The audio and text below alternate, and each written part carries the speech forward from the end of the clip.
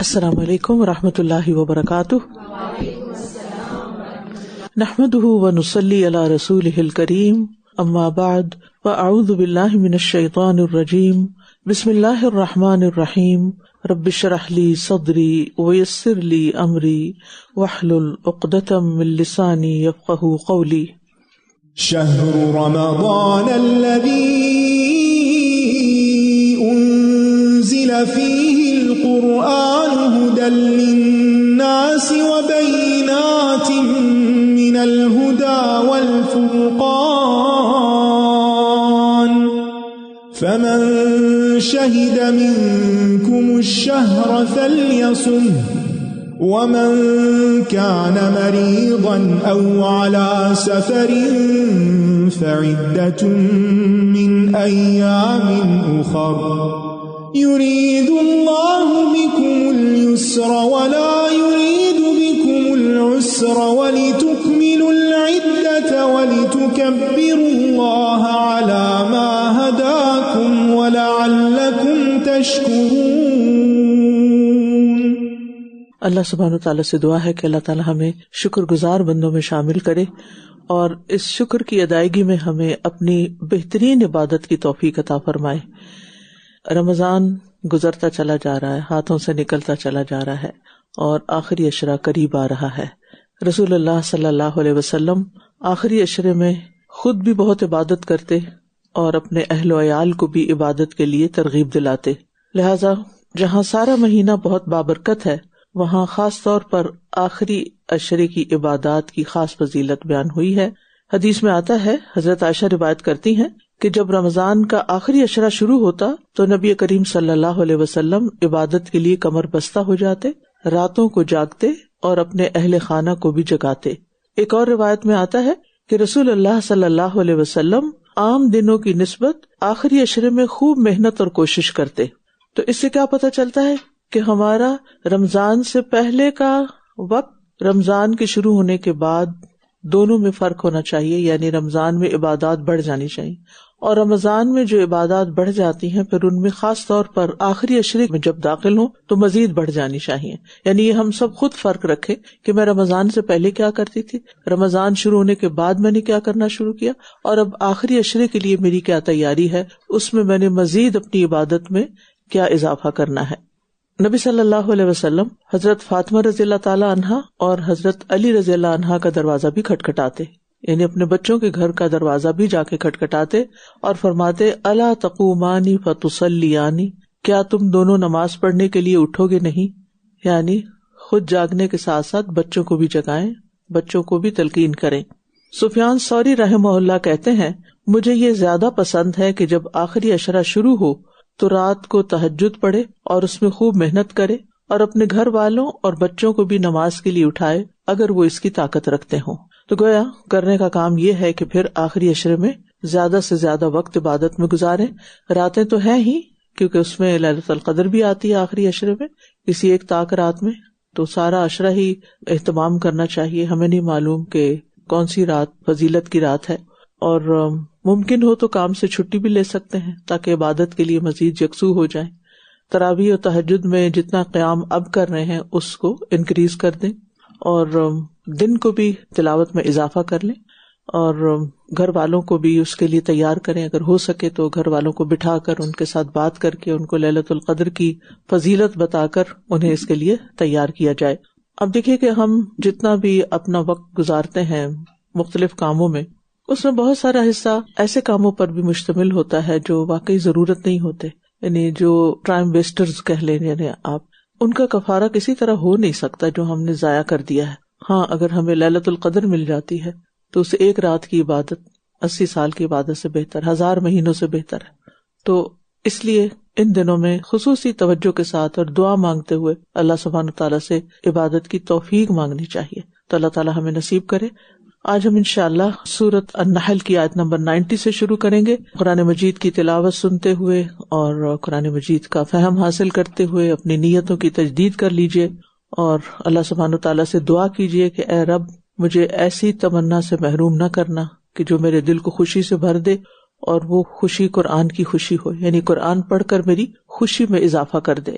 اور مجھے ایسی توبہ نصیب فرما جو میرے غم اور پریشانیاں دور کر دے، اور نیک کاموں کی ایسی توفیق عطا فرما جو میرے لیے خیر اور بھلائی کے راستے آسان کر دے، میرے راستے روشن کر دے، اور ایسی برکت عطا کر کہ جو ساری زندگی میرے ساتھ رہے، اور ایسا عمل نصیب فرما جو تجھے راضی کر دے۔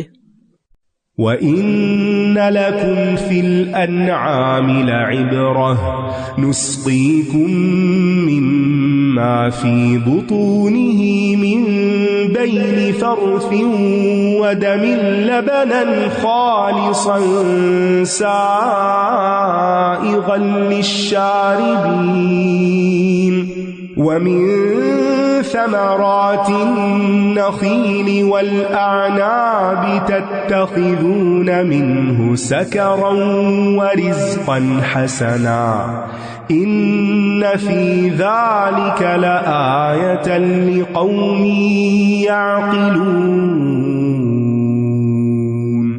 وَأَوْحَى رَبُّكَ إِلَى النَّحْلِ أَنِ اتَّخِذِي مِنَ الْجِبَالِ بُيُوتًا وَمِنَ الشَّجَرِ وَمِمَّا يَعْرِشُونَ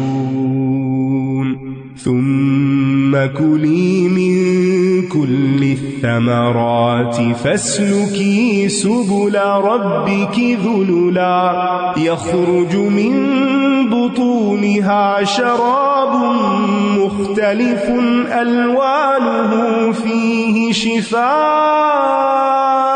لِلنَّاسِ إِنَّ فِي ذَلِكَ لَآيَةً لِقَوْمٍ يَتَفَكَّرُونَ وَاللَّهُ خَلَقَكُمْ ثُمَّ يَتَوَفَّاكُمْ وَمِنكُم مَّن يُرَدُّ إِلَىٰ أَرْذَلِ الْعُمُرِ لِكَيْ لَا يَعْلَمَ بَعْدَ عِلْمٍ شَيْئًا إِنَّ اللَّهَ عَلِيمٌ قَدِيرٌ۔ اور بے شک تمہارے لیے مویشی جانوروں میں یقیناً بڑی عبرت ہے، یعنی بہت سے سبق ہیں۔ ہم تمہیں اس میں سے جو ان کے پیٹوں میں ہے گوبر اور خون کے درمیان سے خالص دودھ پلاتے ہیں۔ سبحان اللہ، کس جگہ یہ دودھ بنتا ہے، اس کے آس پاس کیا ہے، اس کا ماحول کیا ہے، اور تمہیں کیا ملتا ہے، جو پینے والوں کے لیے خوشگوار ہے۔ اس میں بڑے سبق ہیں۔ جو انسٹنٹ سبق نظر آ رہا ہے وہ یہ کہ بعض اوقات انسان کو ماحول اچھا نہیں ملتا، جیسے یوسف علیہ السلام کے آس پاس ماحول اچھا نہیں تھا، لیکن وہ دودھ کی طرح صاف ستھرے تھے اور پھر دوسروں کے لیے خوشگوار تھے۔ ہر موقع پر خیر کی بات نکالتے ہیں اپنی زبان سے، ہر موقع پر احسان کرتے ہیں۔ انا نراک من المحسنین۔ ہم ہر وقت ماحول کا، حالات کا شکوہ کرتے رہتے ہیں کہ ہم اچھے کیوں نہیں، کیونکہ ہماری تربیت نہیں اچھی ہوئی، ہم اچھے کیوں نہیں کیونکہ ہمارے پاس مواقع نہیں، ہم اچھے کیوں نہیں کیونکہ ہماری صحت اچھی نہیں، یعنی کوئی نہ کوئی عذر بہانہ تراش کیے رکھتے ہیں اپنی غلط کاریوں کا۔ لیکن جو اچھا بننا چاہتا ہے اللہ سبحانہ تعالیٰ اس کے لیے خیر کے راستے آسان بھی کر دیتے ہیں۔ اور پھر آپ دیکھیے کہ ان کے اندر اور بھی سبق ہیں بے شمار، کس طرح یہ مسخر ہے۔ گائے کو تصور میں لائیے، کیسے وہ کھڑی رہتی ہے اور مالک دودھ نکالتا رہتا ہے، جو اس نے نہیں پینا، اس نے اس میں سے ایک قطرہ بھی نہیں لینا، پورے کا پورا دوسروں کے فائدے کے لیے۔ اس بیچاری کو اتنا کھانا پڑتا ہے، 4 پیٹ ہوتے ہیں اس کے تاکہ وہ دودھ بنا سکے۔ ایک پوری مشینری، ایک کارخانہ ہے جس میں انسان کے فائدے کی چیز بن رہی۔ انسان اتنا ناشکر ہے کہ ایک جانور ہمارے لیے اتنی تکلیف اٹھاتا ہے، اتنی محنت کرتا ہے، اور ہم دودھ پہ دودھ پیتے جاتے ہیں اور دودھ کی پروڈکٹس کھاتے جاتے ہیں، اور بنانے اور بھیجنے والے کو یاد ہی نہیں کرتے، شکر ہی نہیں ادا کرتے۔ اور اتنا خوشگوار کہ گلے میں اٹکتا بھی نہیں، اور بے شمار فائدے۔ اور کھجور اور انگور کے پھلوں سے تم نشہ آور چیز بنا لیتے ہو۔ اللہ نے تمہاری صحت کے لیے چیزیں پیدا کی تھی اور تم اس سے نقصان دہ چیزیں بناتے ہو، اور عمدہ رزق بھی حاصل کرتے ہو، دوسرے استعمال بھی ہوتے ہیں۔ بے شک اس میں ان لوگوں کے لیے ایک نشانی ہے جو عقل رکھتے ہیں۔ دودھ والے جانوروں کے بعد پھلوں کا ذکر، کہ یہ اعلیٰ ترین نعمتیں ہیں نا۔ اور آپ کے رب نے شہد کی مکھی کی طرف وحی کی کہ پہاڑوں میں اور درختوں میں اور ان بیلوں میں گھر بنا لو جو وہ اوپر چڑھاتے ہیں۔ وہی بمانا الہام ہے یہاں، کہ اس کے دل میں ڈال دیا، اس کو سمجھا دیا اس نے کیا کرنا ہے۔ اور شہد کی مکھی اس ڈائریکٹ ملنے والے نالج کی وجہ سے وہ کارنامے کرتی کہ عقل دنگ رہ جاتی، ایسا گھر بناتی کہ انسان بھی نہ ایسا آرکیٹیکٹ بن سکے. اور پھر یہ کہ اس گھر میں وہ اتنے بے شمار خانے جو ہوتے ہیں نا اس کے اندر، وہ اس کے رہنے کے لیے نہیں ہوتے، وہ ہمارے لیے شہد بنا رہی ہوتی. اتنی محنت، ہزاروں میل کا سفر کرتی ہے اور رس چوس کے لاتی ہے، قطرے سے بھی کم، تھوڑا تھوڑا کہ نظر بھی نہیں آتا جب وہ چوس کے آتی، اور پھر وہ تیار کر کے ہمیں مل جاتا ہے اور ہم وہ کھا پی کے شکر بھی ادا نہیں کرتے. یعنی جتنی محنت لگتی ہے شہد بنانے میں، اتنی محنت اگر انسان کرے اپنے رب کی اطاعت اور عبادت کے لیے اور بندوں کی خدمت کے لیے تو کہاں پہنچ جائے. تو سست اور سوئے ہوئے نکمے بیکار لوگوں کے لیے اس میں بہت بڑا سبق ہے کہ ایک مکھی تم سے اچھی ہے جو شفا بخش چیز پروڈیوس کرتی ہے، اور تم لوگوں کے لیے بیماری کا باعث ہو اپنے رویوں اور اپنی باتوں کی وجہ سے، دوسروں کی زندگی حرام کی ہوئی ہے. پھر ہر طرح کے پھلوں میں سے کھاؤ، یعنی مکھی کو اللہ نے حکم دیا. پھر اپنے رب کے ہموار راستوں پر چلتی رہو، جو راہیں تمہارے لیے متعین کیے نا انہی پر اڑو، نہ اوپر نہ نیچے. ان کے پیٹوں سے ایسا شربت نکلتا ہے جس کے رنگ مختلف ہیں، اس میں لوگوں کے لیے شفا ہے. بے شک جو لوگ غور و فکر کرتے ہیں ان کے لیے یقیناً اس میں ایک نشانی ہے. شہد کی مکھی اپنے مقصد سے نہیں ہٹتی، بہت سی خوفناک چیزوں سے گزرتی ہے، آندھیوں طوفانوں سے، دھوئیں سے، دھوپ سے، سردی گرمی سے، سب چیزوں سے، لیکن ہر چیز کو اگنور کر دیتی ہے کیونکہ اس کی زندگی کا مقصد شہد بنانا ہے. ایک اچھا طالب علم جو ہوتا ہے نا وہ بھی علم کا شہد بنا رہا ہوتا ہے، اور وہ کسی چیز کو اپنے راستے میں رکاوٹ نہیں بننے دیتا، اور اس کے لیے وہ سفر بھی کرتا ہے، مشقت بھی کرتا ہے، راتوں کو جاگتا بھی ہے. اور شہد جو ہے وہ اصل میں مشروب ہے، پینے کی چیز ہے، اور مختلف چیزوں میں مشروبات میں ڈال کے بھی پیا جاتا ہے، اور جس چیز میں ڈالتے ہیں اس کا رنگ بہت تبدیل بھی نہیں کرتا. اور شہد میں ہر طرح کی بیماریوں کا علاج بھی ہے، یہ اب ماہر جانتے ہیں کہ کس بیماری میں کتنا پینا اور کھانا چاہیے. پھر یہ کہ خود نہیں سڑتا، ہزاروں سال تک بھی صحیح سلامت رہتا ہے، اور دوسری چیزوں کو بھی پریزرو کرتا ہے. اور اگر شہد کی مکھی کسی ایسے علاقے میں جہاں بہت سی جڑی بوٹیاں ہوں تو وہ محض شہد نہیں ہوتا بلکہ بہترین دوا تیار ہو چکی ہوتی ہے. اور پھر آپ دیکھیے کہ شہد میں شفا ہے. کیا ہم کوئی ایسا کام کر رہے ہیں زندگی میں جس سے دوسروں کو فائدہ پہنچے، وہ دوسروں کے لیے راحت کا باعث ہو، وہ شفا کا باعث ہو؟ اور اللہ نے تمہیں پیدا کیا، پھر وہی تمہیں فوت کرے گا. جس نے زندگی دی ہے نا وہی مارے گا. اور تم میں کوئی ایسا بھی ہے جو سب سے ناکارہ عمر کی طرف پھیر دیا جاتا ہے تاکہ بہت کچھ جاننے کے بعد کچھ بھی نہ جانے. بے شک اللہ خوب علم والا، خوب قدرت والا ہے. ارذل العمر کیا ہوتی ہے؟ کہ انسان اتنا بوڑھا ہو جائے کہ عقل کام نہ کرے، بول نہ سکے، کچھ بتا نہ سکے، کچھ سمجھ نہ سکے. یا پھر ضروری نہیں کہ بوڑھا ہو کر انسان ارذل العمر کو پہنچے، بعض جوان بھی ایسی بیماریوں کے شکار ہو جاتے ہیں کہ کسی کام کے قابل نہیں رہتے. بعض لوگ ینگ ایج میں مینٹل النیسز کا شکار ہو جاتے ہیں، ان کے لیے زندگی ایک مصیبت اور عذاب بن جاتی ہے.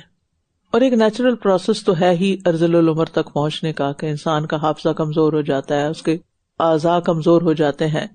تو اگر کوئی طویل عمر کی دعا کسی کو دے تو ساتھ صحت اور عافیت کے ساتھ دے، ورنہ بہت لمبی عمر جو ہے وہ انسان کے لیے مصیبت بن جاتی ہے.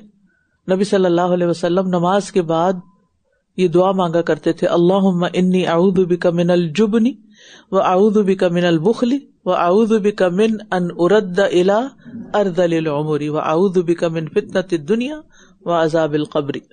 اکرمہ کہتے ہیں جو شخص قرآن پڑھے گا وہ اس حالت میں نہیں پہنچے گا، یعنی ارذل العمر تک نہیں پہنچے گا. کیونکہ بہت سے اہل علم کو دیکھا گیا ہے کہ بڑھاپے کے باوجود بھی ان کا حافظہ، عقل، سب کچھ قائم رہتا ہے. بہت سے محدثین ایسے ہیں جو 100 سال کی عمر سے بھی زیادہ جیے لیکن عقل حافظہ محفوظ. میں نے اپنی پی ایچ ڈی میں جس پر کام کیا تھا، ابو طاہر السلفی، وہ 106 سال کی عمر میں فوت ہوا تھا، اور جس دن وہ فوت ہوا تھا اس دن بھی سارا دن درس حدیث دے رہا تھا، اور عصر کے وقت نماز پڑھنے کے بعد جیسے کام ختم کیا اور فوت ہو گیا. تو ایسے لوگ بھی ہوتے ہیں کہ جو بڑھاپے کے باوجود بھی اپنی صلاحیتوں کو استعمال کرتے رہتے ہیں اور دوسروں کو فائدہ پہنچاتے ہیں. حفاظ اور قرآن پڑھنے والوں کے لیے تو خاص برکت ہوتی ہے، لیکن حدیث پڑھانے والوں کے لیے بھی بڑی خوشخبری ہے، کیونکہ وہ کثرت سے درود شریف پڑھتے ہیں، اور درود شریف پڑھنے سے اللہ کی رحمتیں آتی ہیں، اور جس پر اللہ کی رحمت آ جائے اس کے لیے ہر مشکل آسان ہو جاتی ہے. واللہ فضل بعضکم علی بعض في الرزق فما الذين فضلوا براد رزقهم على ما ملكت أيمانهم فهم فيه سواء أفبنعمة الله يجحدون والله جعل لكم من أنفسكم أزواجا وجعل لكم من أزواجكم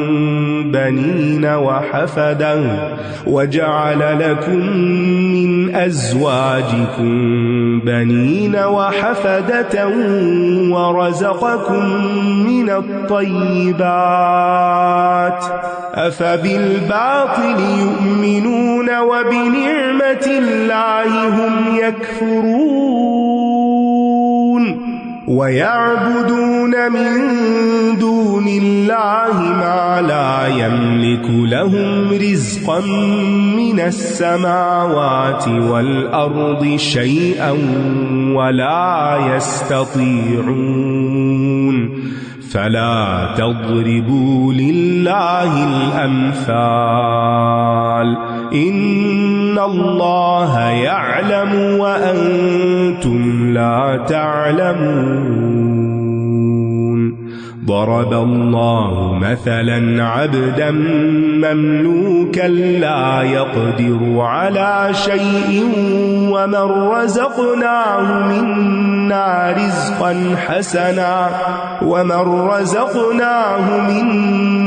رزقا حسنا فهو ينفق منه سرا وجهرا هل يستوون الحمد لله بل أكثرهم لا يعلمون وضرب الله مثلا الرجلين أحدهما أبكم لا يقدر على شيء وهو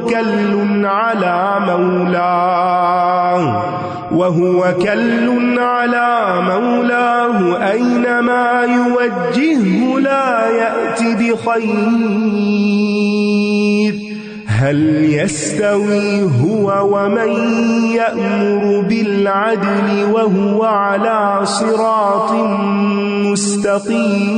مستقيم. اور اللہ ہی نے تم میں سے ایک کو دوسرے پر رزق کے معاملے میں فضیلت بخشی ہے، تو جو لوگ فضیلت دیے گئے ہیں اپنا رزق اپنے غلاموں کی طرف لوٹانے والے نہیں ہیں کہ یہ سب اس رزق میں برابر ہو جائیں، کیا پھر یہ اللہ کی نعمت کا انکار کرتے ہیں؟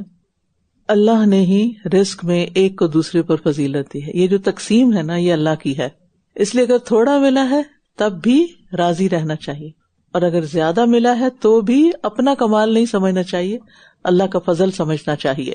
اور دوسروں کی نعمتوں کو دیکھنے کی بجائے وہ نعمتیں جو ہم پر ہوئی ہیں ان کو دیکھتے رہیں، کیونکہ جب اپنی نعمتیں نظر آئیں گی تو پھر شکر بھی ہوگا اور اس کے ساتھ ان کو استعمال کرنے کا بھی سوچیں گے، ورنہ توجہ کہیں اور رہے گی تو یہ نعمتیں ضائع ہو جائیں گی.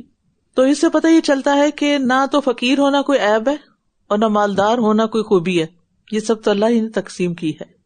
تو اس لیے انسان کو صحیح سوچ اپنانی چاہیے رزق کے معاملے میں. لیکن عام طور پہ معاشرے کے اندر رزق کے معاملے میں بہت غلط خیالات پائے جاتے ہیں. جن کے پاس رزق کی کمی ہے ان کو حقیر سمجھا جاتا ہے، اور جن کے پاس رزق کی زیادتی ہے ان کو ہر غلطی سے پاک سمجھا جاتا ہے.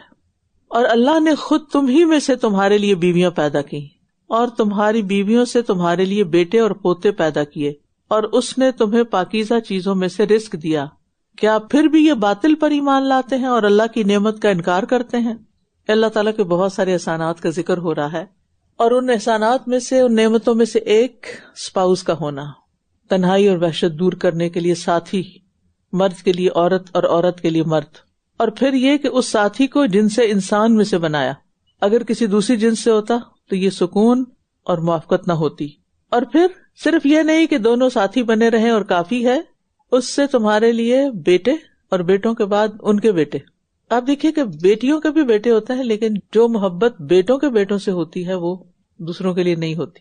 تو اللہ تعالیٰ جانتا ہے نا کہ انسان کے لیے زیادہ اٹریکشن کدھر، تو اس نعمت کا خاص طور پر ذکر کیا. تو اللہ تعالیٰ اولاد دیتا ہے یعنی جو بڑھاپے میں ساتھ دیتی ہے اور سہارا بنتی ہے، اور پھر آگے ان کو اولاد دیتا ہے جو بڑھاپے میں ان کے لیے خوشی کا اور مسرت کا سامان بنتی ہے۔ اور دیکھا جائے تو شوہر کے لیے بیوی کا ہونا ہی ایک نعمت ہے، لیکن نیک بیوی ہو تو وہ اصل نعمت ہے، کیونکہ حدیث میں بھی اس کے بارے میں آتا ہے نا کہ دنیا ساری کی ساری متاع اور اس کی بہترین متاع جو وہ نیک بیوی ہے، اور کسی انسان کی خوش قسمتی کی علامت ہے کہ اس کو نیک بیوی مل جائے، کیونکہ اس پر اولاد کی تربیت کا انحصار ہوتا ہے۔ اور یہ اللہ کے سوا ان کی عبادت کرتے ہیں جو ان کو آسمانوں اور زمین سے رزق دینے میں کسی بھی چیز کے مالک نہیں ہے، اور نہ ہی یہ استطاعت رکھتے ہیں۔ پس تم اللہ کے لیے مثالیں بیان نہ کرو، بے شک اللہ جانتا اور تم نہیں جانتے۔ اللہ نے ایک مثال بیان کی ہے ایک مملوک غلام کی جو کسی چیز پر اختیار نہیں رکھتا، اور دوسرا وہ جسے ہم نے اپنی طرف سے عمدہ رزق عطا کیا ہے، یہ اس میں سے پوشیدہ اور علانیہ خرچ کرتا ہے۔ کیا یہ دونوں برابر ہو سکتے ہیں؟ سب تعریفیں اللہ ہی کے لیے ہیں، بلکہ ان کی اکثریت علم نہیں رکھتی کہ اللہ اور ان کے معبود برابر نہیں ہو سکتے۔ اور اللہ نے دو آدمیوں کی ایک مثال بیان کی ہے، ان دونوں میں سے ایک تو گنگا ہے، وہ کسی بھی چیز پر اختیار نہیں رکھتا، بلکہ وہ اپنے مالک پر بوجھ ہے، وہ اسے جہاں کہیں بھیجتا ہے وہ کوئی بھلائی نہیں لاتا۔ کیا یہ اور دوسرا وہ جو انصاف کا حکم دیتا ہے اور سیدھے راستے پر ہے برابر ہو سکتے ہیں؟ نہیں۔ تو پہلی مثال میں اختیار ہونے یا نہ ہونے کا تقابل تھا، اب صفات کا تقابل ہے۔ تو قرآن میں مثالوں کے ذریعے بہت سی باتوں کو سمجھایا گیا ہے، اور ان مثالوں کو بھی عقل والے ہی سمجھتے ہیں، علم والے ہی سمجھتے ہیں۔ وَلِلَّهِ غَيْبُ السَّمَاوَاتِ وَالْأَرْضِ وَمَا أَمْرُ السَّاعَةِ إِلَّا كَلَمْحِ الْبَصَرِ أَوْ هُوَ أَقْرَبُ إِنَّ اللَّهَ عَلَى كُلِّ شَيْءٍ قَدِيرٌ وَاللَّهُ أَخْرَجَكُم مِّن بُطُونِ أُمَّهَاتِكُمْ لَا تَعْلَمُونَ شَيْئًا وَجَعَلَ لَكُمُ السَّمْعَ وَالْأَبْصَارَ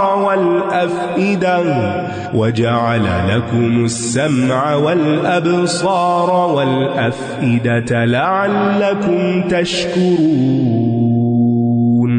أَلَمْ يَرَوْا إِلَى الطَّيْرِ مُسَخَّرَاتٍ فِي جَوِّ السَّمَاءِ مَا يُمْسِكُهُنَّ إِلَّا اللَّهُ إِنَّ فِي ذَلِكَ لَآيَاتٍ لِقَوْمٍ يُؤْمِنُونَ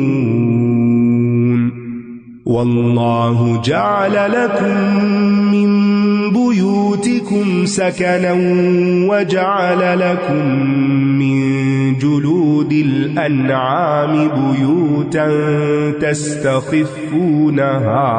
تستخفونها يوم ظعنكم ويوم إقامتكم ومن أصوافها وأوبارها وأشعارها أثاثا ومتاعا إلى حين والله جعل لكم مما خلق ظلالا وجعل لكم من الجبال أكنانا وجعل لكم سرابيل تقيكم الحر وسرابيل تقيكم بأسكم كذلك يتم نعمته عليكم لعلكم تسلمون فإن تولوا فإنما عليك البلاغ المبين يعرفون نعمة الله ثم ينكرونها وأكثرهم الكافرون۔ اور آسمانوں اور زمین کے غیب صرف اللہ ہی کے پاس، یعنی ان کا علم صرف اللہ کو ہے، اور قیامت کا معاملہ تو آنکھ جھپکنے کی طرح ہے یا اس سے بھی قریب تر۔ بے شک اللہ ہر چیز پر خوب قدرت رکھنے والا ہے۔ یہ جو مرنے کے بعد دوبارہ اٹھنے کی بات ہے نا، قیامت کی بات ہے، ہر پیغمبر نے آ کے لوگوں کو اس کے بارے میں بتایا ہے، اور لوگوں نے اس کا انکار کیا ہے۔ اور پھر کب قائم ہوگی اس پر اصرار کیا ہے، اور یہ اللہ نے چھپا دیا ہے. یعنی قیامت پوشیدہ امور میں سے ہے. اگر علم ہوتا تو ہم بڑے خلل کا شکار رہتے، کچھ کر نہ پاتے، کام کاج چھوڑ کے بیٹھ جاتے، دن گنتے، اتنے دن رہ گئے ہیں، اتنے گھنٹے رہ گئے ہیں، اتنے منٹ رہ گئے ہیں. اور اللہ نے تمہیں تمہاری ماؤں کے پیٹوں سے اس حال میں نکالا کہ تم کچھ بھی نہ جانتے تھے، لا علم، کورے، اور اسی نے تمہارے لیے کان اور آنکھیں اور دل بنائے تاکہ تم شکر ادا کرو. انسان کی پیدائش اللہ کی ذات پر بہت بڑی دلیل ہے. یہ حیرت انگیز واقعہ ہے، لیکن لوگ غور نہیں کرتے. اور پھر آپ دیکھیے کہ اللہ نے جو دیا، بڑی بڑی نعمتیں عطا کی، انسان نے اس کا حق ادا نہیں کیا، اس کا شکر ادا نہیں کیا. یہ آنکھ، کان اور دل اللہ کے کلام کی پہچان کے لیے بھی چاہیے، اللہ سبحانہ وتعالیٰ کی معرفت کے لیے بھی چاہیے.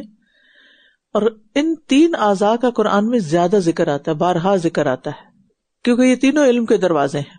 اور ان اعضاء کا شکر یہی ہے کہ انسان کانوں سے وہ چیزیں سنے جو اس کی ہدایت کا باعث بنے، نظر سے وہ پڑھے دیکھے جو ہدایت کا باعث بنے، اور دل شکر گزار ہو ان نعمتوں پر اور غور و فکر کرے. کیا انہوں نے پرندوں کی طرف نہیں دیکھا جو آسمان کی فضا میں مسخر کیے گئے ہیں؟ انہیں اللہ کے سوا کوئی اور تھامے ہوئے نہیں. بے شک اس میں یقیناً ان لوگوں کے لیے بہت سی نشانیاں ہیں جو ایمان لاتے ہیں. فضا میں کوئی چیز ٹھہرتی نہیں، آپ کسی بھی چیز کو پھینکے تو فوراً نیچے آئے گی، لیکن پرندوں کا اڑنا اور اس میں ٹھہر بھی جانا، وہ پر سکیڑ بھی لیتے ہیں، یہ اللہ کی قدرت کی دلیل ہے. اور پھر یہ کہ انہوں نے کہیں سے یہ فلائنگ کی ٹریننگ نہیں لی ہوتی، اللہ نے ان کے اندر ان بلڈ رکھ دی تخلیق کے ساتھ ہی. اور اللہ نے تمہارے لیے تمہارے گھروں کو رہنے کی جگہ بنایا ہے، اور اس نے تمہارے لیے مویشیوں کی کھالوں سے گھر بنائے. گھروں کی قسمیں ہیں جنہیں تم اپنے سفر اور اپنے قیام کے دن ہلکا پھلکا پاتے ہو، اور ان کی اون اور پشم اور بالوں سے گھر کا سامان اور ایک مقررہ وقت تک فائدہ اٹھانے کی چیزیں بنائیں. تو یہاں اللہ کی ان نعمتوں کا ذکر ہے جو خارجی اثرات سے بچاتی ہیں، دھوپ، گرمی، سردی، بارش وغیرہ سے. اور ان میں سب سے پہلے گھر، بارش ہو، سردی ہو، کیا کرتے ہیں فوراً گھر کے اندر. اور گھر کے بارے میں اسلام کا نقطہ نظر پتہ چل رہا ہے کہ گھر کیا ہے؟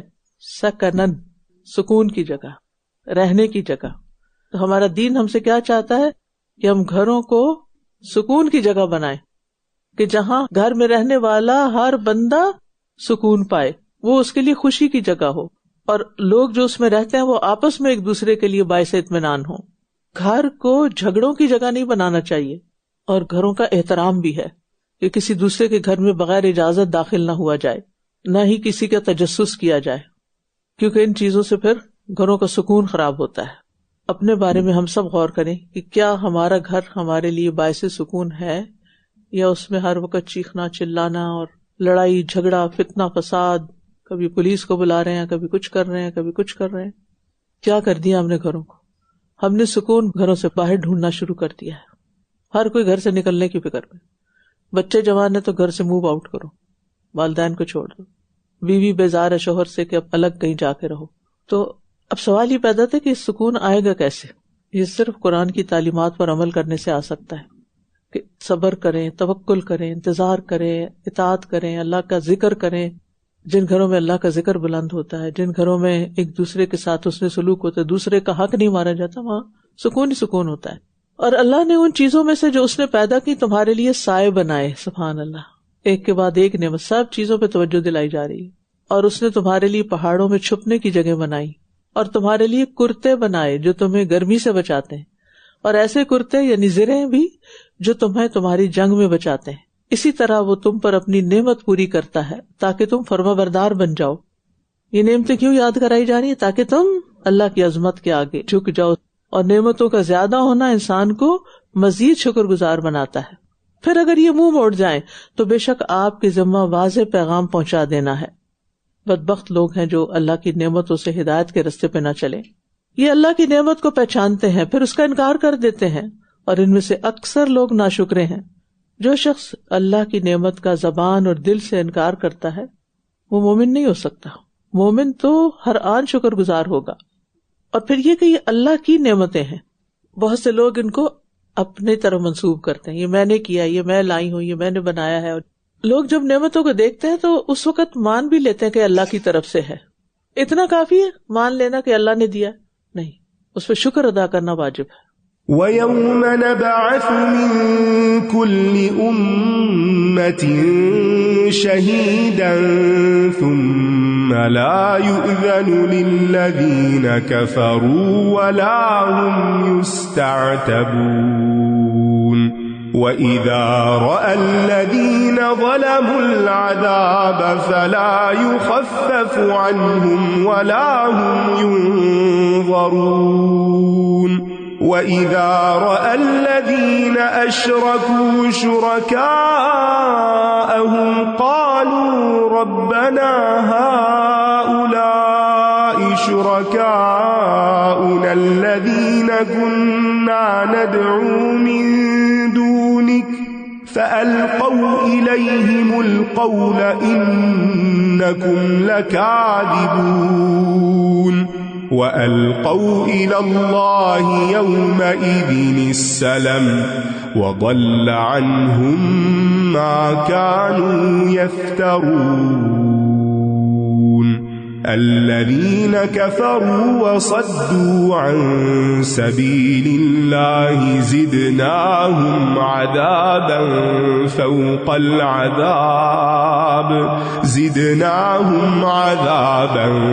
فَوْقَ الْعَذَابِ بِمَا كَانُوا يُفْسِدُونَ وَيَوْمَ نَبْعَثُ فِي كُلِّ أُمَّةٍ شَهِيدًا عَلَيْهِمْ مِنْ أَنفُسِهِمْ وَجِئْنَا بِكَ شَهِيدًا عَلَى هَؤُلَاءِ وَنَزَّلْنَا عَلَيْكَ الْكِتَابَ تِبْيَانًا لِكُلِّ شَيْءٍ وَهُدًى وَرَحْمَةً وَبُشْرَى لِلْمُسْلِمِينَ।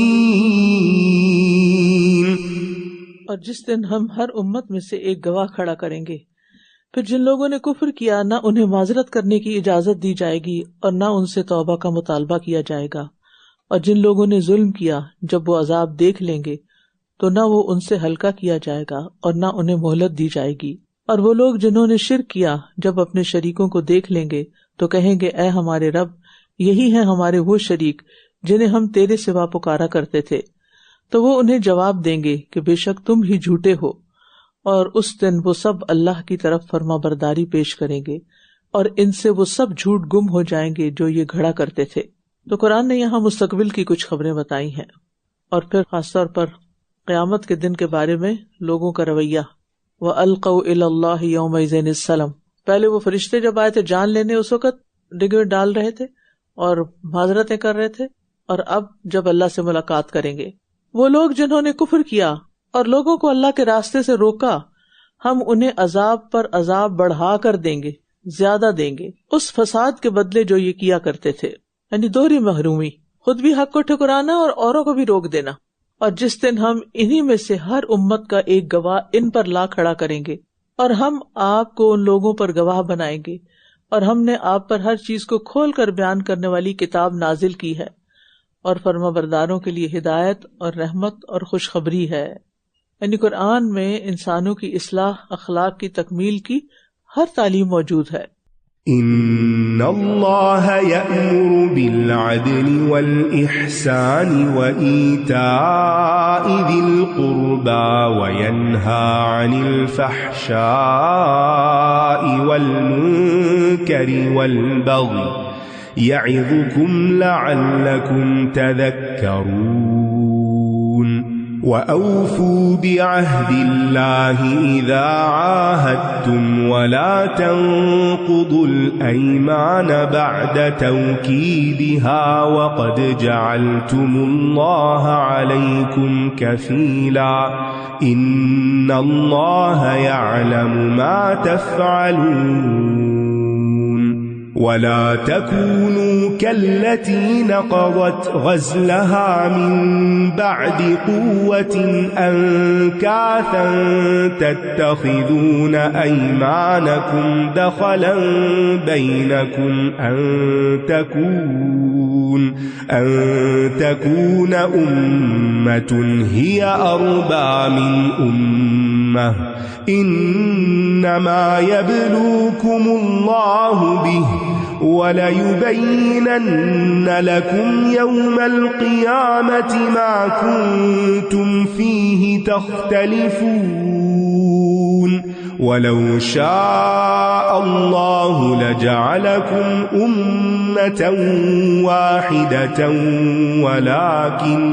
ولكن يضل من يشاء ويهدي من يشاء وَلَتُسْأَلُنَّ عَمَّا كُنتُمْ تَعْمَلُونَ وَلَا تَتَّخِذُوا أَيْمَانَكُمْ دَخَلًا بَيْنَكُمْ فَتَزِلَّ قَدَمٌ بَعْدَ ثُبُوتِهَا وَتَذُوقُوا السُّوءَ بِمَا صَدَدتُّمْ عَن سَبِيلِ اللَّهِ وَلَكُمْ عَذَابٌ عَظِيمٌ وَلَا تَشْتَرُوا بِعَهْدِ اللَّهِ ثَمَنًا قَلِيلًا إِنَّمَا عِندَ اللَّهِ هُوَ خَيْرٌ لَكُمْ إِن كُنتُمْ تَعْلَمُونَ مَا عِندَكُمْ يَنفَدُ وَمَا عِندَ اللَّهِ بَاقٍ وَلَنَجْزِيَنَّ الَّذِينَ صَبَرُوا أَجْرَهُم بِأَحْسَنِ مَا كَانُوا يَعْمَلُونَ مَنْ عَمِلَ صَالِحًا مِّن ذَكَرٍ أَوْ أُنثَىٰ وَهُوَ مُؤْمِنٌ فَلَنُحْيِيَنَّهُ حَيَاةً طَيِّبَةً وَلَنَجْزِيَنَّهُمْ أَجْرَهُم بِأَحْسَنِ مَا كَانُوا يَعْمَلُونَ فَإِذَا قَرَأْتَ الْقُرْآنَ فَاسْتَعِذْ بِاللَّهِ مِنَ الشَّيْطَانِ الرَّجِيمِ إِنَّهُ لَيْسَ لَهُ سُلْطَانٌ عَلَى الَّذِينَ آمَنُوا وَعَلَى رَبِّهِمْ يَتَوَكَّلُونَ إِنَّمَا سُلْطَانُهُ عَلَى الَّذِينَ يَتَوَلَّوْنَهُ وَالَّذِينَ هُمْ بِهِ مُشْرِكُونَ بے شک اللہ تمہیں عدل اور احسان کرنے اور قرابت داروں کو دینے کا حکم دیتا ہے اور بے حیائی، برائی اور زیادتی کرنے سے روکتا ہے۔ وہ تمہیں نصیحت کرتا ہے تاکہ تم یاد رکھو۔ یہ قرآن مجید کی جامع ترین آیت ہے، 3 بھلائیوں اور 3 برائیوں کے ذکر پر مشتمل۔ بھلائیوں میں سب سے پہلے عدل کا ذکر کیا گیا۔ عدل سے مراد فرائض کا ادا کرنا، اور پھر احسان سے مراد مستحبات ہیں، یعنی مستحب امور۔ ابن عباس کہتے ہیں عدل سے مراد لا الہ الا اللہ کی گواہی ہے، اور احسان یہ ہے کہ انسان کا باطن ظاہر سے اچھا ہو، انسان کا باطن اس کے ظاہر سے اچھا ہو۔ یہ بھی کہا گیا کہ عدل سے مراد حق ادا کرنا اور احسان سے مراد حق سے زیادہ دینا ہے، اور اسلام ان 2 خوبیوں کا مجموعہ ہے کہ دوسروں کو حق بھی دو اور حق سے بڑھ کر بھی دو۔ عدل کا تو حکم ہے، جبکہ احسان کرنے کی رغبت دلائی گئی ہے۔ عدل میں اپنی ذات میں عدل کرنا بھی ضروری ہے، اور اس کے ساتھ ساتھ اپنے گھر والوں کے بارے میں عدل کرنا اور تمام لوگوں کے ساتھ عدل کا معاملہ کرنا ضروری ہے۔ اپنی ذمہ داریوں کو ادا کرنا بھی عدل ہے، اپنے ساتھ انصاف ہے۔ اور احسان ہمارے معاشرے میں عموماً کسی ایسی نیکی کو کہا جاتا ہے جس سے دوسرا بوجھ محسوس کرتا ہے، یعنی احسان جتانے کے معنی میں استعمال ہوتا ہے، اور جس کو سر سے اتارنے کی جلدی ہوتی ہے، یا خود نیکی کر کے کسی پر احسان کیا جاتا ہے، جیسے کسی کو قرض دے دیا تو سمجھا کہ احسان کر دیا۔ اور یا پھر ہم عام طور پر یہ لفظ استعمال کرتے ہیں کہ میں نے تو فلاں کے ساتھ اتنا احسان کیا لیکن اس نے دیکھو کیا بدلہ دیا، کیا سلوک کیا۔ کبھی ہم کہتے ہیں کہ میں کسی کے احسان کا بوجھ نہیں اٹھا سکتی، یا پھر کہتے ہیں مجھے کسی کے احسان کی ضرورت نہیں۔ ہمارے ہاں احسان ایک نیگیٹو ورڈ بن گیا ہے، جو احسان جتانے کے معنوں میں، جبکہ اللہ تعالیٰ اس کا حکم دے رہے ہیں، اور احسان کرنا دراصل کسی چیز کو خوبصورت بنانا ہے۔ حسین بنانا ہے، اس کو اچھے طریقے سے بنا کر اس میں استحکام پیدا کرنا ہے. اور لغوی معنی کے لحاظ سے احسان برائی کے مقابل آتا ہے، یعنی جو کام انسان کرے اس کو خوبصورتی کے ساتھ کرے، نیکی کے درجے میں کرے.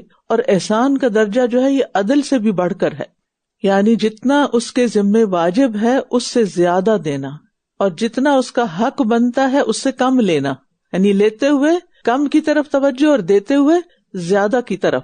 اور پھر خاص طور پر تیسری بات جو یہاں کی گئی وہ رشتہ داروں کو دینے کا حکم دیا گیا، کیونکہ عموماً ہم اپنے صدقہ خیرات اور نیکیاں اور بھلائیاں اور اخلاق کا مظاہرہ یہ سب غیروں کے ساتھ تو کرتے رہتے ہیں، لیکن اپنے رشتہ دار ان نعمتوں سے محروم رہتے ہیں. چونکہ ہم غفلت برتتے ہیں یا ان کے حق کو معمولی سمجھتے ہیں، ان کو فار گرانٹیڈ لیتے ہیں، اس لیے اس کی طرف توجہ نہیں کرتے. تو اللہ سبحانہ وتعالیٰ نے خاص طور پر یہاں رشتہ داروں کی بات کی ہے. اور پھر یہ کہ عموماً رشتہ داروں سے تکلیف بھی پہنچتی ہے تو پھر ان کو دینے کا دل نہیں چاہتا، تو اپنے نفس کے خلاف جا کر احسان کرتے ہوئے وہ کرنا جو اللہ تعالیٰ ہمیں کرنے کا کہہ رہے ہیں، یہی دراصل نیک عمل ہے. اور ایسے نیک عمل انسان کو بہت عمدہ طریقے سے پے بیک کرتے ہیں. جن چیزوں سے روکا گیا ان میں سب سے پہلے فحشا ہے. فحشا ہر وہ گناہ ہے جس کو فحش خیال کیا جاتا ہے، جیسے بدکاری کرنا، محرم عورتوں سے نکاح کرنا، اسی طرح رشتہ داری توڑنا بھی اس میں آتا ہے، اور والدین کی نافرمانی، یعنی ایک کھلا گناہ ہے. فحش کہتے ہیں کھلے گناہ کو، قباحت والا، جس کو برا سمجھا جائے، یعنی جن کو شریعت میں بھی اور عام حالات میں بھی، یعنی کسی سوسائٹی کے اندر جن چیزوں کو عیبدار سمجھا جاتا ہے، اور اس میں سے ایک والدین کی نافرمانی بھی ہے. اور اگر انسان یہ سمجھتا ہے کہ اس کو کسی بھی طرح کسی ایسی چیز کی عادت پڑ گئی ہے جو فحش میں آتی ہے، جیسے مثال کے طور پر اگر زنا یا لواطت اور یہ چیزیں نہیں بھی، لیکن آج کل جو فتنے ہیں ان میں سے کہ انٹرنیٹ کے ذریعے ایکسس ہے ان تمام ویب سائٹس پر اور ان تمام ایپس پر جن کو دیکھنا بھی انتہائی فحش کا ارتکاب کرنے میں آتا ہے. تو اگر کوئی ایسی چیز زندگی میں آ چکی ہے کسی کے بھی، تو پہلی فرصت میں یہ آیت سنتے ہوئے ایسی ویب سائٹس کو بلاک کر دے، ایسی ایپس کو ڈیلیٹ کر دے، اللہ تعالیٰ سے رو کر دعا کرے اور اللہ تعالیٰ کے حضور توبہ کرے اور صدقہ خیرات کرے، نیکیاں کرے، کیونکہ ان الحسنات یذہبن السیئات. اور پھر یہ نہیں کہ اس وقت میں پھر وہی موبائل لے کے ہاتھ میں بیٹھ جائے، بلکہ انسان خاص اس وقت میں جس میں یہ برائی ہوتی ہے اسی ٹائم پر کوئی نیکی کا کام شروع کر دے، اور کوئی اچھی کتاب پڑھے، قرآن کی تلاوت کرے، کسی اچھے نیک دوست کے پاس چلا جائے، کسی نیک مجلس میں شریک ہو جائے. دوسری چیز جس سے روکا گیا وہ منکر ہے. تو منکرات وہ برائیاں ہوتی ہیں جن کا عقل بھی انکار کرتی ہے اور فطرت انسانی بھی انہیں برا سمجھتی ہے. آپ کا ضمیر آپ کو بتا دے گا کہ آپ نے اچھا نہیں کیا، یعنی شریعت سے تو پتہ چلتا ہی ہے منکرات کا، لیکن اس کے علاوہ آپ کا دل بھی آپ کو بتائے گا کہ یہ ٹھیک نہیں ہے. اور اگر کسی کی زندگی میں ایسی چیزیں بار بار ہو رہی ہیں تو اس کے لیے پھر اللہ سے مدد طلب کرنا ضروری ہے. اللہ کو راضی کرنے کی کوشش کریں، ہمت کے ساتھ، اچھی نیت اور ارادے کے ساتھ ان برائیوں کو چھوڑیں، اور استقامت کی نیت کے ساتھ دعا بھی کریں. اور برے کو برا کہنے سے عام طور پر برائی پھیلائی تو جا سکتی ہے لیکن مٹائی نہیں جا سکتی. تو صرف برا کہتا رہنا کافی نہیں ہے، بلکہ اس کے لیے باقاعدہ کوشش کر کے اس کو چھوڑنا اور اس سے نکلنا ضروری ہے. اور بغی کہتے ہیں حد سے بڑھ جانے کو، اور یہ ہے اللہ کی مخلوق پر زیادتی کرنا، یعنی دوسروں پر ظلم کرنا، لوگوں کے جان، مال، عزت پر ظلم و زیادتی کا ارتکاب کرنا. اور بغی ایسا گناہ ہوتا ہے جس کی سزا بھی جلد مل جاتی ہے. رسول اللہ صلی اللہ علیہ وسلم نے فرمایا، کوئی گناہ اس لائق نہیں کہ اللہ تعالیٰ اس کی سزا دنیا میں بھی جلدی دے دے اور اس کے ساتھ ساتھ آخرت میں بھی اس کی سزا جمع رکھے، جیسا کہ ظلم و زیادتی اور قطع رحمی، مثل البغی وقطیعۃ الرحم. تو مسلمان کی چونکہ جان، مال، عزت دوسروں پر حرام ہے، اس لیے اس کا خیال رکھنا چاہیے. تو گویا ایک آیت میں پورا دین سمجھ دیا گیا، اس میں تمام اچھے اخلاق کی تعلیم دی گئی ہے اور برے اخلاق سے منع کیا گیا ہے. اور اللہ کے عہد کو پورا کرو جب بھی تم عہد کرو، اور قسموں کو ان کے پختہ کرنے کے بعد نہ توڑو، حالانکہ تم اللہ کو اپنے اوپر ضامن بنا چکے ہو. یعنی اللہ کو گواہ بنا کے تم نے قسم کھائی تو اب اس قسم کا پاس رکھو، لحاظ کرو، بے شک اللہ جانتا ہے جو کچھ تم کرتے ہو. اور پھر یہ ہے کہ ذمہ داریاں بھی عہد ہیں، ٹھیک ہے، اللہ کے عہد کو پورا کرو، کیونکہ جب انسان کوئی ذمہ داری لیتا ہے تو اس میں بھی ایک طرح سے اللہ کو گواہ بناتا ہے، وہ بھی ایک اوتھ ہوتی ہے. اور تم اس عورت کی طرح نہ ہو جانا جس نے اپنا سوت مضبوط کاٹنے کے بعد ٹکڑے ٹکڑے کر کے توڑ ڈالا کہ تم بھی اپنی قسموں کو توڑ کر آپس میں زیادتی کرنے کا بہانہ بناؤ تاکہ ایک جماعت دوسری جماعت سے زیادہ بڑی ہوئی ہو. بے شک اللہ تمہیں اس کے ذریعے آزماتا ہے اور یقیناً وہ قیامت کے دن تمہارے لیے ضرور وہ چیز واضح کر دے گا جس میں تم اختلاف کیا کرتے تھے. یہاں ایک تشبیہ دی گئی ہے جو قسموں کو پختہ کرنے کے بعد ان کو توڑنے والوں کے لیے بیان کی گئی ہے. ضروری نہیں کہ ایسی عورت کہیں پائی جاتی ہو، جو بھی ایسا کرے گا چاہے عورت ہو یا مرد تو وہ ایک بہت ہی غلط کام کا ارتکاب کرے گا.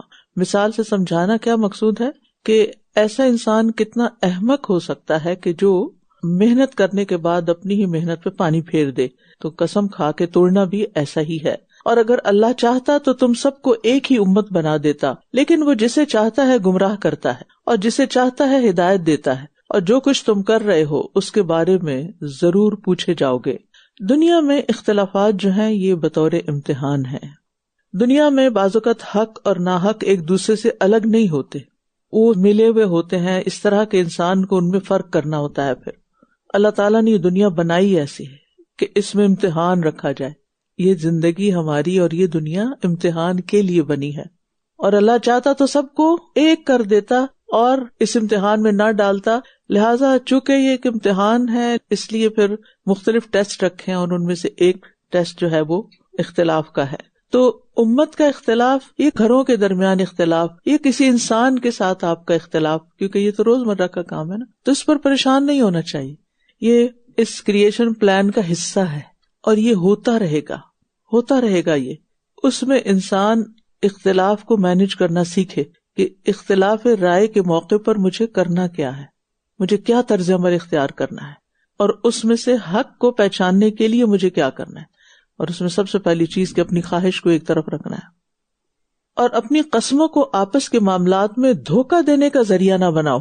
کہیں کوئی قدم اپنے جم جانے کے بعد پھسل نہ جائے اور تم سزا کا مزہ چکھو، اس وجہ سے کہ تم نے اللہ کے راستے سے روکا اور تمہارے لیے بہت بڑا عذاب ہے. یعنی قدموں کے پھسلنے کا خوف تو انسان کو ہمیشہ رہتا ہے.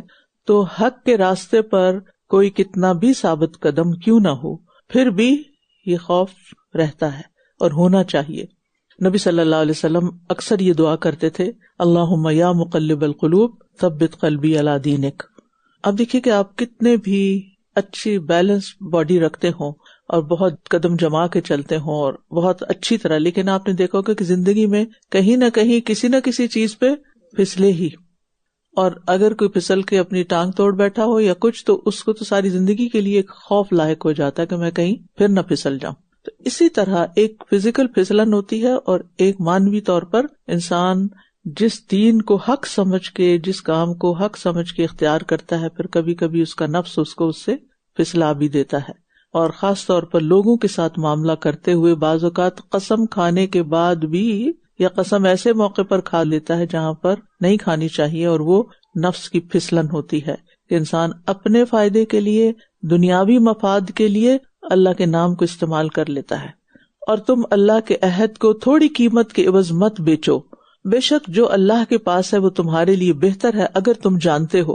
جو کچھ تمہارے پاس ہے وہ ختم ہو جائے گا اور جو کچھ اللہ کے پاس ہے وہ باقی رہنے والا ہے. اور ہم ان لوگوں کو جنہوں نے صبر کیا ان کے بہترین اعمال کا اجر ضرور دیں گے جو وہ کیا کرتے تھے. انسان کو اپنے اچھے عمل کا نتیجہ فوراً نہیں چاہنا چاہیے بلکہ صبر سے کام لینا چاہیے. اگر تکلیف کے باوجود کوئی حق پر جمع رہتا ہے اور اس کا مذاق اڑایا جاتا ہے تو اس پر پریشان نہیں ہونا چاہیے، کیونکہ جو کچھ اللہ نے تمہارے لیے رکھا ہے وہ کہیں زیادہ بہتر، بڑا اور ہمیشہ کے لیے ہے. اس لیے صبر کے ساتھ انسان زندگی گزارے، چاہے کتنی بھی مشکلات پیش آ رہی ہوں، کیونکہ مومن کے لیے دنیا کی زندگی سب کچھ نہیں، اسے اس کا اجر کل ضرور ملے گا. عقل مند وہ نہیں جو آج کے فائدوں کو ترجیح دیتا ہے، عقل مند وہ ہے جو حقیر فائدوں کی بجائے باقی اور قیمتی چیز کو ترجیح دیتا ہے، یعنی آخرت کے فائدے کو، کیونکہ وہاں کا فائدہ کبھی بھی زائل نہیں ہوگا.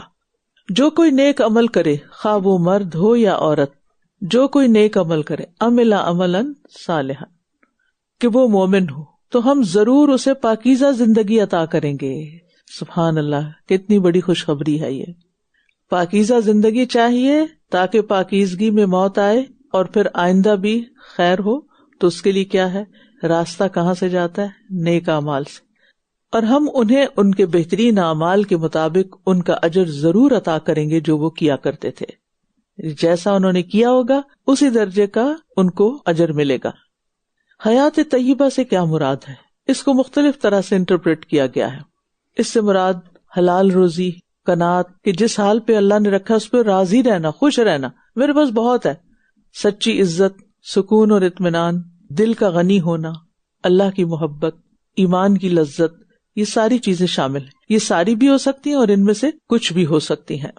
نبی صلی اللہ علیہ وسلم نے فرمایا قد افلح من اسلم ورزق کفافا وقنعه اللہ بما آتاہ، یقیناً فلاح پا گیا وہ جو اسلام لے آیا، اسلام کے دائرے میں داخل ہو گیا، امن میں آ گیا، اور اس کو کافی رزق دے دیا گیا، اور اللہ نے اس کو قناعت عطا کی اس پر جو اس کو عطا کیا. تو اللہ سبحانہ تعالیٰ مومن کو دنیا میں بھی اچھا بدلہ دیتا ہے اور آخرت میں بھی. ضروری نہیں کہ دنیا کا بدلہ کسی مادی شکل میں ہو، پیسے یا اچھے گھر یا اچھی گاڑی کی شکل میں، وہ بھی ہو سکتا ہے، لیکن اس کے مقابلے میں جو قناعت اور اطمینان اور سکون اور ایمان کی لذت اور بشاشت جو دل میں ہوتی ہے، یہ حیات طیبہ ہوتی ہے. ورنہ بڑے محل میں بھی انسان رہتا اور دل بجھا ہوا ہو تو کوئی چیز فائدہ نہیں دیتی، وہ بیکار ہے. حدیث میں آتا ہے بے شک اللہ کسی مومن پر ایک نیکی کا بھی ظلم نہیں کرے گا، یعنی ایک نیکی بھی جو آپ نے کی وہ کم نہیں کرے گا. انسان کو اس نیکی کے بدلے میں دنیا میں رزق دیا جاتا ہے اور آخرت میں اس کو بدلہ دیا جائے گا، لیکن کافر کو اللہ نیکی کے بدلے میں دنیا ہی میں دے دیتا ہے، اور جب قیامت کا دن آئے گا تو اس کی کوئی نیکی بھی باقی نہ ہوگی، سب دنیا میں ہی صاف ہو چکا ہوگا. تو بہرحال ہمیں سعادت اور بدبختی، خوش قسمتی اور بدقسمتی کا معیار کہاں سے ڈھونڈنا چاہیے؟ دنیا سے نہیں، قرآن سے، کہ اصل خوش قسمت کون ہے اور بدقسمت کون ہے. ہم کس نظر سے دیکھتے ہیں خوش قسمتی اور بدقسمتی کو؟ دنیا کی نظر سے دیکھتے ہیں. جسے ایمان کی دولت نصیب ہو جائے، عمل صالح کی توفیق ہو جائے، وہ سعادت مند ہے، خوش بخت ہے، اور جس کو یہ دولت نصیب نہیں وہ اس کے برعکس ہے. تو سعادت مندی کے لیے اللہ تعالیٰ کی طرف رجوع کرنا اور نیک اعمال کرنا ضروری ہے. اور زندگی کی خوشی اور سکون جو ہے وہ اللہ کی معرفت میں ہے، اللہ کی پہچان میں ہے، اللہ کی محبت میں ہے اور اللہ کی عبادت میں ہے، چاہے انسان اس میں تھکتا ہے. آپ نے دیکھا ہوگا کہ سارے دن کے روزے اور مشقتوں کے بعد رات تراویح میں ایکسٹرا تھوڑا قیام کر کے جو سکون کی نیند آتی ہے، کیا وہ عام دنوں میں آتی؟ عام دنوں میں ویسی نیند نہیں آتی.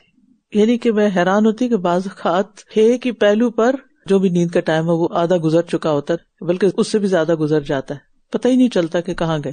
تو بہت سے لوگ سونے کے لیے مختلف طرح کی کوششیں کرتے رہتے ہیں، لیکن کبھی یہ کوشش بھی کر کے دیکھیں کہ نیند نہ آ رہی ہو تو پھر بستر پہ نہ لیٹیں، کھڑے ہو جائیں اور اللہ کے حضور قیام کریں، اور جب قیام میں تھک جائیں تو جا کے لیٹیں، پھر دیکھیں نیند آتی ہے کہ نہیں آتی.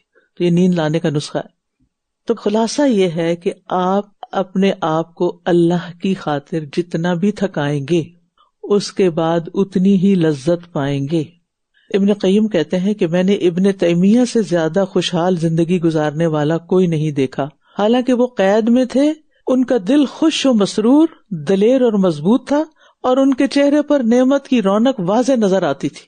یعنی قید و بند اور مشقت میں ہوتے ہوئے بھی ان کا چہرہ پر نور تھا، کیونکہ اصل خوشی دل کی خوشی ہے. فرمایا پھر جب آپ قرآن پڑھیں تو شیطان مردود سے اللہ کی پناہ طلب کر لیا کریں تاکہ وسوسے نہ آئے آپ کو اور قرآن صحیح سمجھ میں آئے. تو استعاذہ جو ہے وہ قرآن کی تلاوت شروع کرنے سے پہلے ہوتا ہے. بے شک اس کا کوئی زور ان لوگوں پر نہیں چلتا جو ایمان لائے اور اپنے رب پر توکل کرتے ہیں. یعنی شیطان ایسے لوگوں کو گمراہ نہیں کر سکتا جو ایمان لا کر توکل کرنے والے. تو توکل کے کئی فائدے ہم نے پڑھے، ان میں سے ایک اور ایڈیشن کر لیں کہ انسان کا رب پر توکل شیطان کو فیل کر دیتا ہے. یعنی انسان کو ایسے گناہ میں مبتلا نہیں کر سکتا جس سے وہ توبہ نہ کرے. یعنی غلطی تو ہو جاتی ہے لیکن شیطان کا تسلط ان پر نہیں ہوتا. تو گویا شیطان اور اس کے وسوسوں سے بچاؤ کے دو اسباب یہاں بتائے گئے، ایک ہے اللہ پر ایمان اور دوسرے ہے اس پر توکل. بے شک اس کا زور تو ان لوگوں پر چلتا ہے جو اسے دوست بناتے ہیں اور جو اس کی وجہ سے شرک کرنے والے ہیں. یعنی جو لوگ حقائق قبول نہیں کرتے، شیطان ان کو اوہام میں مبتلا کر دیتا ہے، وسوسوں میں مبتلا کر دیتا ہے. وَإِذَا بَدَّلْنَا آيَةً مَكَانَ آيَةٍ وَاللَّهُ أَعْلَمُ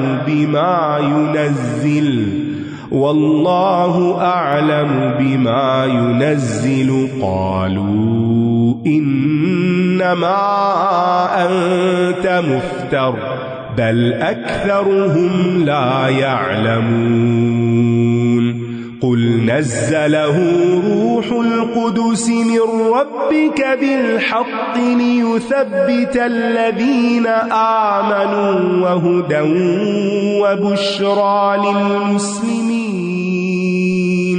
وَلَقَدْ نَعْلَمُ أَنَّهُمْ يَقُولُونَ إِنَّمَا يُعَلِّمُهُ بَشَرٌ لسان الذي يلحدون إليه أعجمي وهذا لسان عربي مبين إن الذين لا يؤمنون بآيات الله لا يهديهم الله ولهم عذاب أليم إنما يفتري الكذب الذين لا يؤمنون بآيات الله وأولئك هم الكاذبون من كفر بالله من بعد إيمانه إلا من أكره وقلبه مطمئن بالإيمان ولكن من شرح بالكفر صدرا فعليهم غضب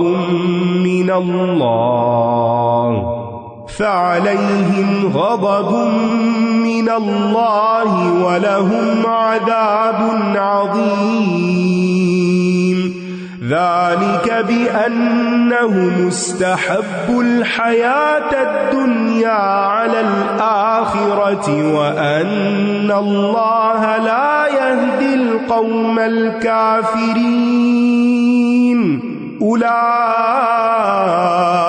الذين طبع الله على قلوبهم وسمعهم وأبصارهم وأولئك هم الغافلون لا جرم أنهم في الآخرة هم الخاسرون ثم إن ربك للذين هاجروا من بعد ما فتنوا ثم جاهدوا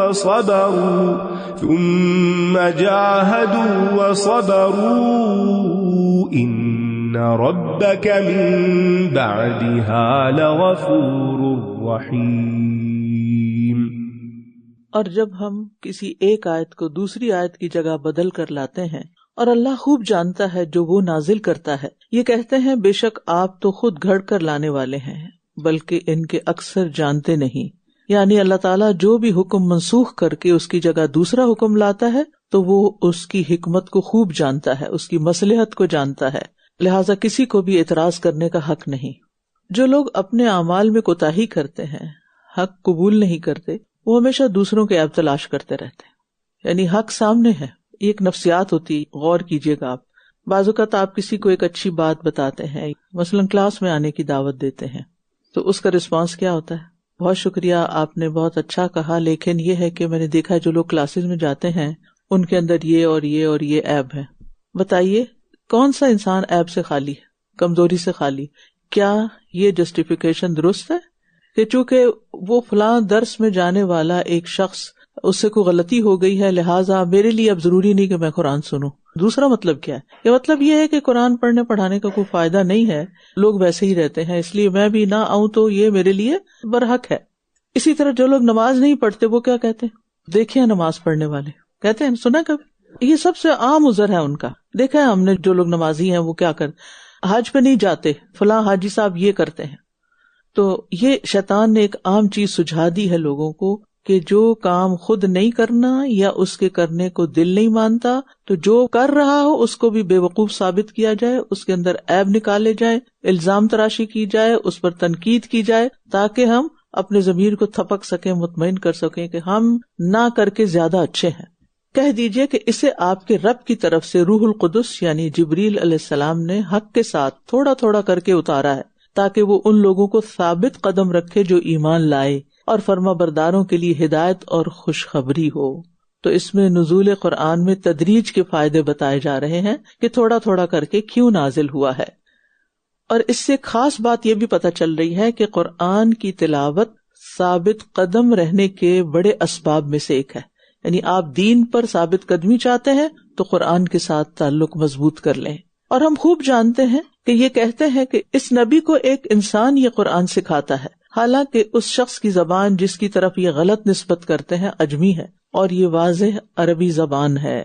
عربی زبان سیکھنا بھی ایک عبادت ہے، کیونکہ یہ قرآن سمجھنے میں مدد دیتی ہے۔ یہ واضح عربی زبان ہے۔ لوگ دنیاوی فائدوں کے لیے ہر طرح کی زبانیں سیکھنے کو تیار ہو جاتے ہیں۔ بتائیے کیا چائنیز زبان سیکھنا آسان ہے؟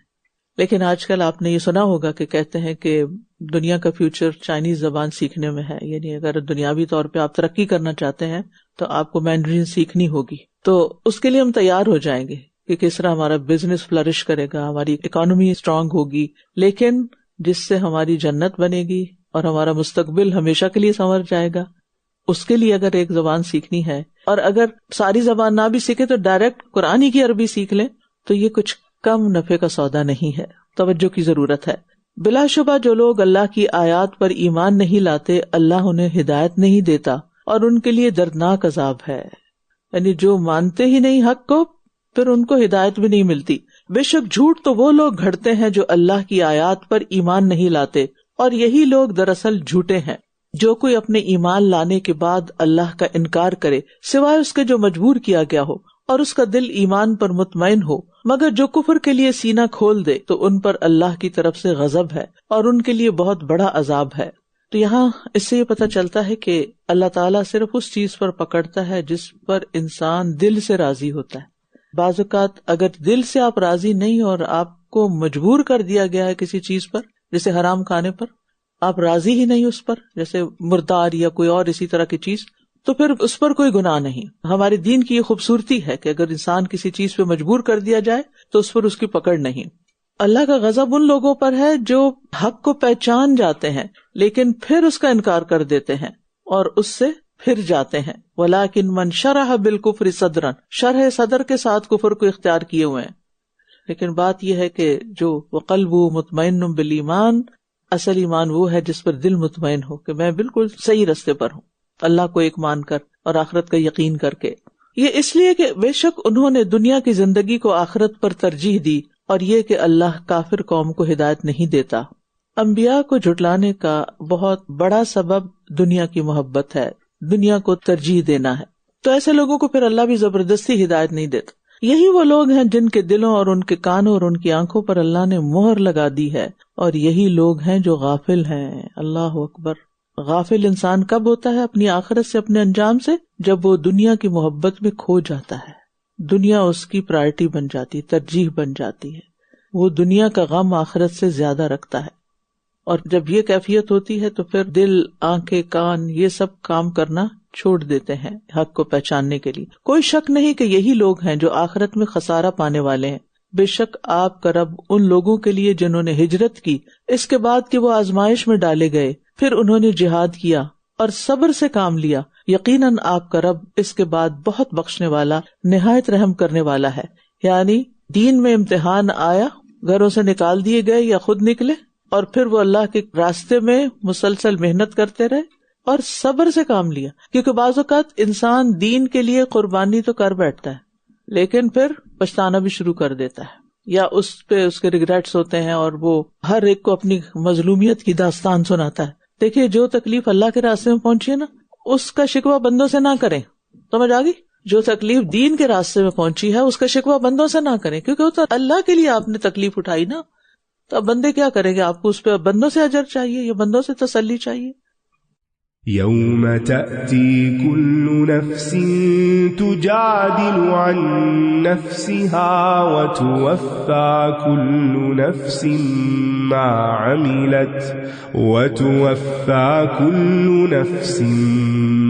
عملت وهم لا يظلمون. وضرب الله مثلا قرية كانت آمنة مطمئنة يأتيها رزقها رغدا من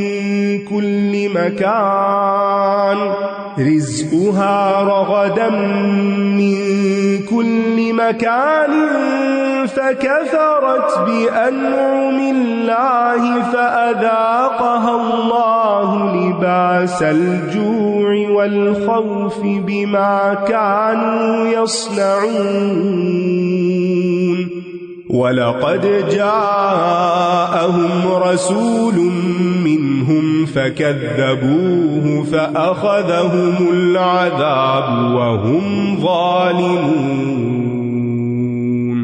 فَكُلُوا مِمَّا رَزَقَكُمُ اللَّهُ حَلَالًا طَيِّبًا وَاشْكُرُوا نِعْمَةَ اللَّهِ إِن كُنتُمْ إِيَّاهُ تَعْبُدُونَ. إنما حرم عليكم الميتة والدم ولحم الخنزير وما أهل لغير الله به فمن اضطر غير باغ ولا عاد فإن الله غفور رحيم. ولا تقولوا لما تصف ألسنتكم الكذب هذا حلال وهذا حرام وهذا حرام لتفتروا على الله الكذب إن الذين يفترون على الله الكذب لا يفلحون. متاع قليل ولهم عذاب أليم. وعلى الذين هادوا حرمنا ما قصصنا عليك من قبل وما ظلمناهم ولكن كانوا أنفسهم يظلمون. ثم إن ربك للذين عملوا السوء بجهالة ثم تابوا من بعد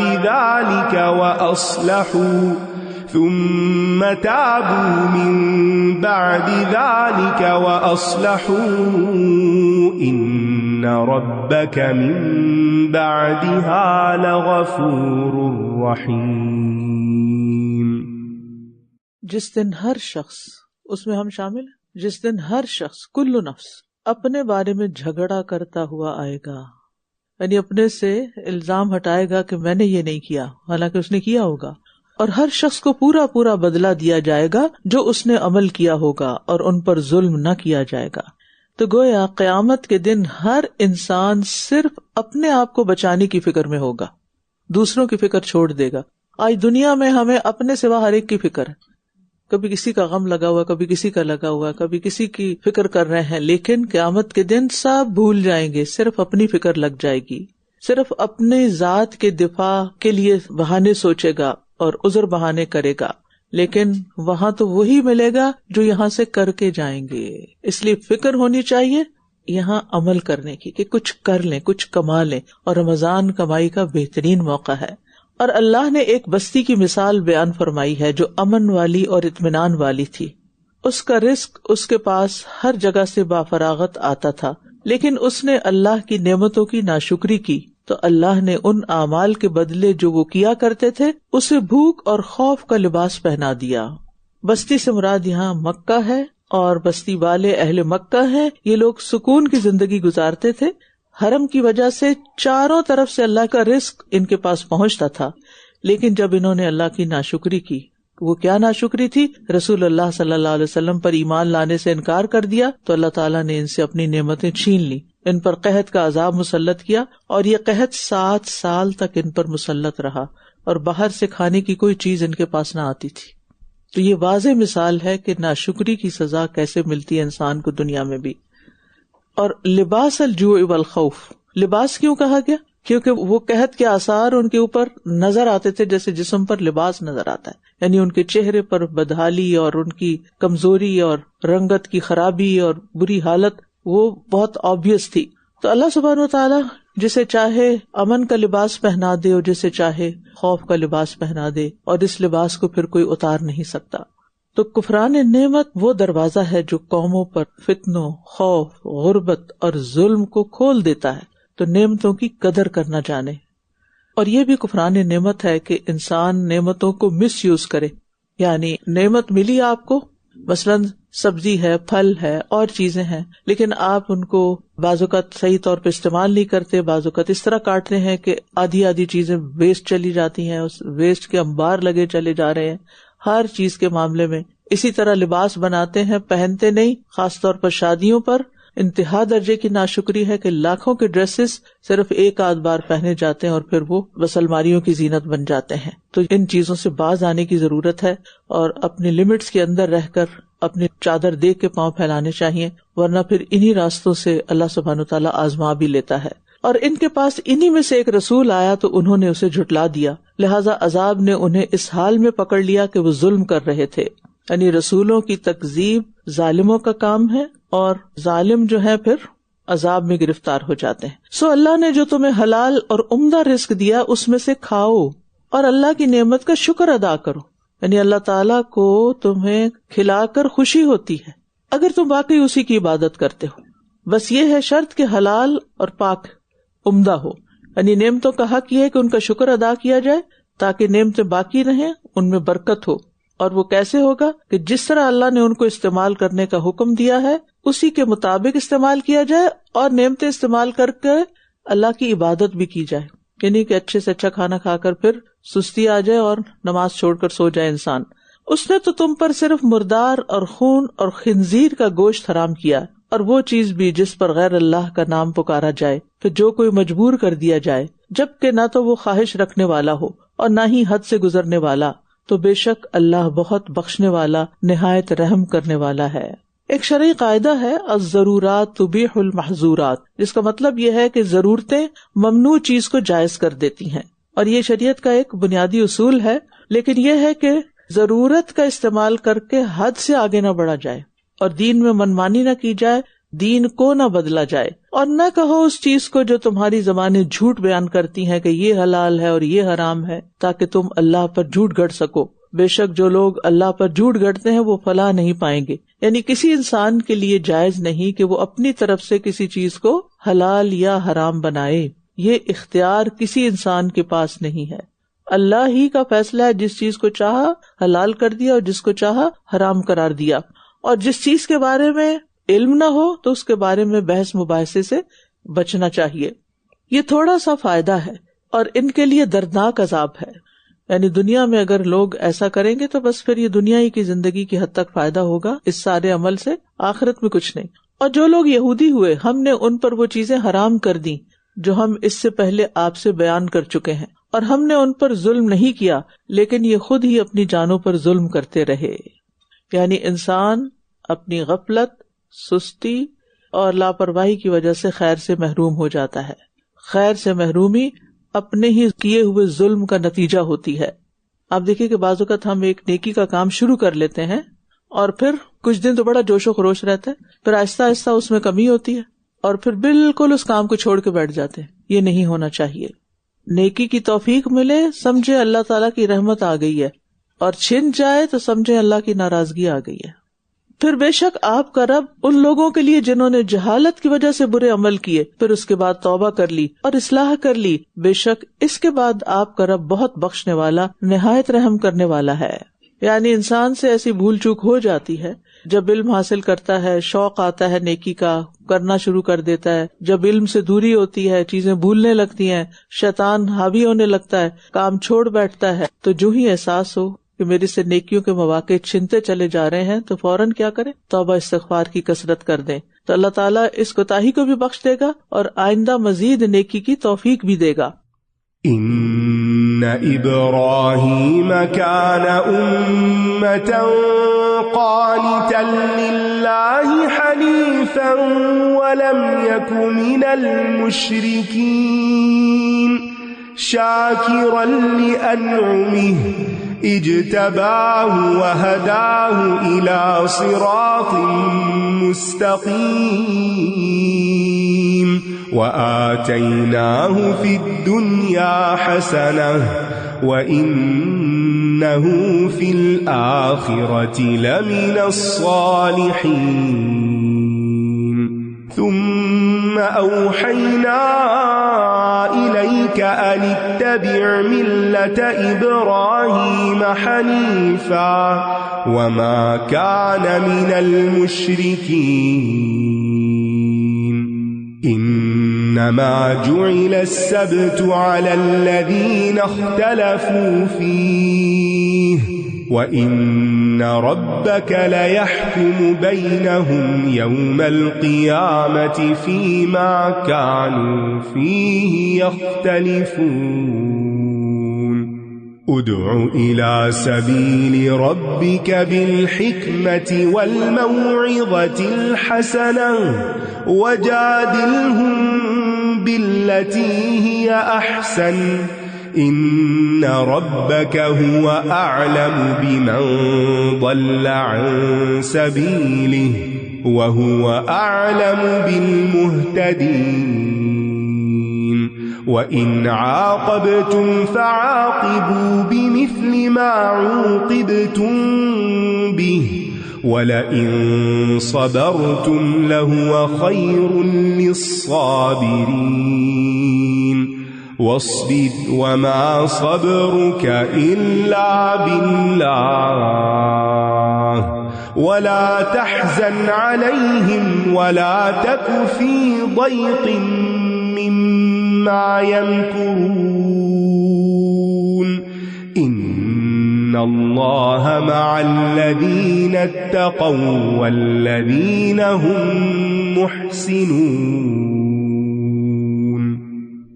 بے شک ابراہیم ایک امت تھا، اللہ کا فرما بردار اور یکسو تھا، اور وہ مشرکوں میں سے نہ تھا، یعنی وہ اپنے کمالات میں مکمل تھا، اپنی خصوصیات میں ایک امت کی طرح تھا، اور امہ کا معنی امام بھی ہے۔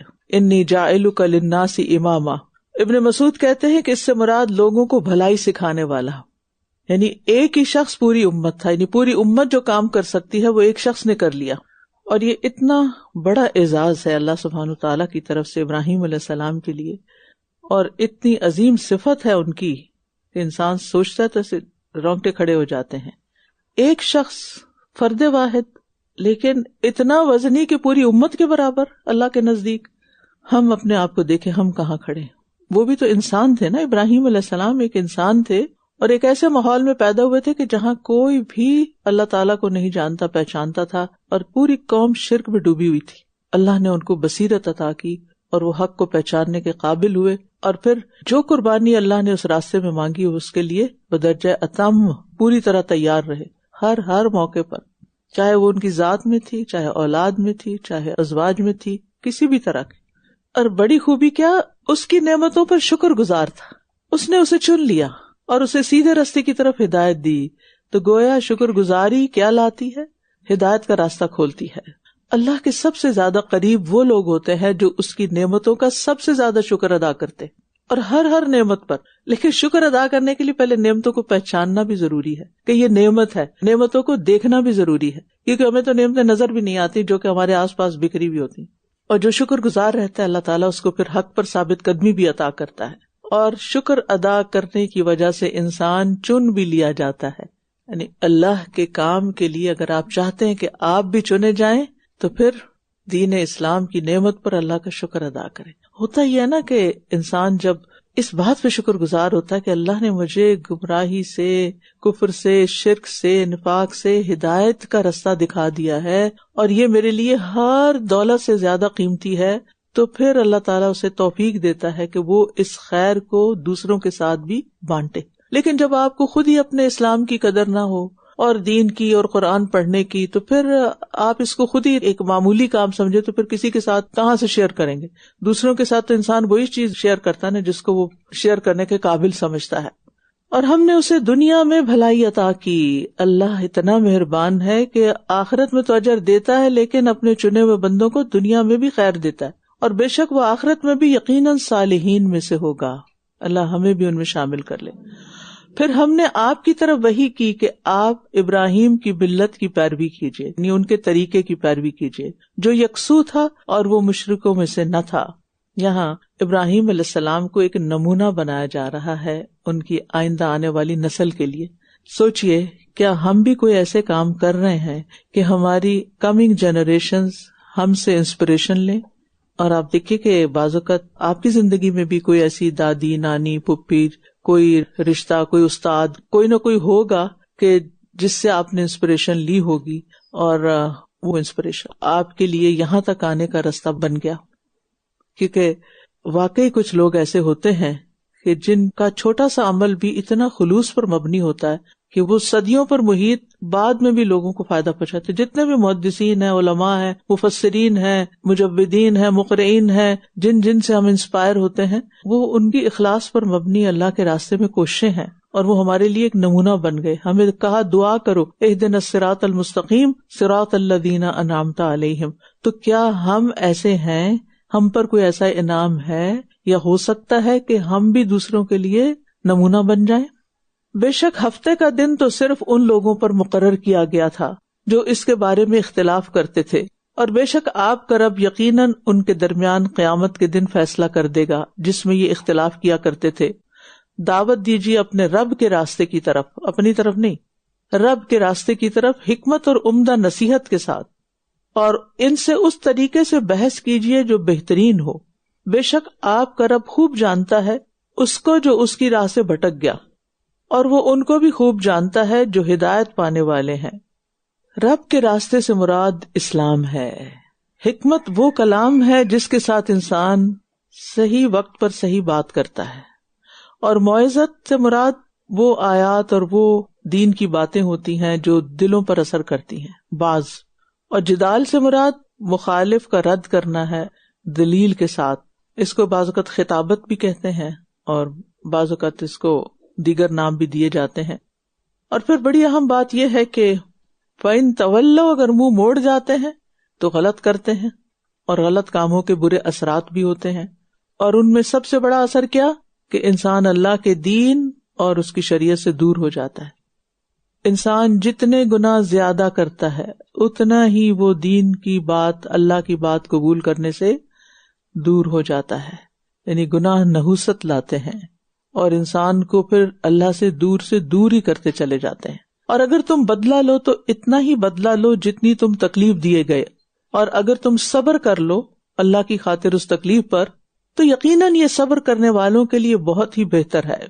یہاں مظلوم کو بھی طریقہ بتایا جا رہا ہے، ایٹیکیٹ سکھائے جا رہے ہیں کہ اگر مظلوم ظالم سے خود بدلہ لینا چاہتا ہے تو اجازت ہے، لیکن ایسا بدلہ نہ لے کہ جس میں پھر وہ ظالم بن جائے. یعنی کسی نے ایک تھپڑ مارا تو 2 مار دے، اگر کسی نے سر پھاڑا ہے تو وہ اس کا بازو بھی توڑ دے. تو ظلم اللہ تعالیٰ کو کسی صورت بھی پسند نہیں.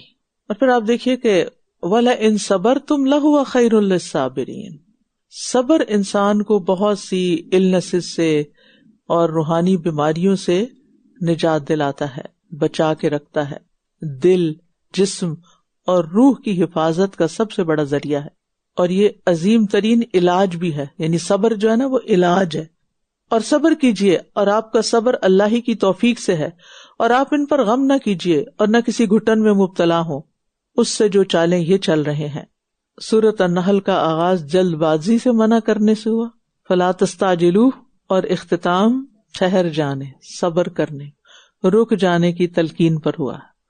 وَاصْبِرْ وَمَا صَبْرُكَ إِلَّا بِاللَّهِ. تحمل اور صبر کے درمیان ایسی خیر پوشیدہ ہوتی ہے جسے اللہ ہی جانتا ہے. لہذا اللہ پر بھروسہ رکھیں اور کسی بھی تکلیف دہ سچویشن میں گھبراہٹ کا شکار نہ ہو.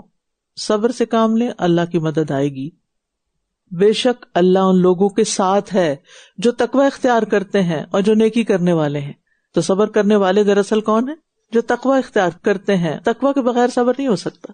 اور وہ محسن ہے، محسنون، نیکوکار ہیں. تو تقوی اور احسان انسان کو بڑے بڑے مقاصد حاصل کرنے میں مدد دیتا ہے. اور سب سے بڑی چیز یہ کہ اللہ کا ساتھ مل جاتا ہے. ایک تابعی فوت ہو رہے تھے تو ان سے کہا گیا آپ ہمیں کوئی نصیحت کرتے جائیں. تو انہوں نے فرمایا کہ میں تمہیں سورۃ النحل کی آخری آیت کی وصیت کرتا ہوں، ان اللہ مع الذین اتقوا والذین هم محسنون. دنیا میں جو بھی بھلائیاں ملتی ہیں انسان کو، اس کے لیے بھی تقوی اور احسان ضروری ہے. اور تقوی کیا ہے؟ کہ انسان اللہ کی رضا کو اپنی خواہش پر ترجیح دے. ضرورت کے وقت، پریشانی کے وقت مخلوق سے زیادہ اللہ کی طرف متوجہ ہو جائے. تو جو اللہ کی مدد حاصل کرتا ہے وہ کبھی بھی بے یار و مددگار نہیں چھوڑا جاتا. وہ خود ان کی مدد کرتا ہے دنیا میں بھی اور آخرت میں بھی. اب مثلا قبر کی وحشت سے ہمیں کون بچا سکتا ہے؟ صرف اللہ نا. تو پھر کس سے مدد مانگنی چاہیے؟ اللہ سے. اسی طرح کوئی بھی وحشت، کوئی بھی خوف، گھبراہٹ، انگزائٹی، کچھ بھی ہے نا اللہ. ابھی ایک طوفان ہے لیکن بچانے والا اللہ ہے. لہذا چھوٹی بڑی تکلیف ہر چیز میں اللہ کی طرف رجوع کرے اور وہ مدد کرے گا. صرف پریشان ہوتے رہنے سے پریشانی ختم نہیں ہوتی، اس کے لیے علاج کرنا پڑتا ہے. اور علاج میں سب سے پہلے اللہ سے مدد. وَاسْتَعِینُوا بِالصَّبْرِ وَالصَّلَاةِ. اللہم اقسم لنا من خشیتک ما تحول به بیننا وبین معصیتک ومن طاعتک ما تبلغنا به جنتک ومن الیقین ما تهون به علینا مصائب الدنیا.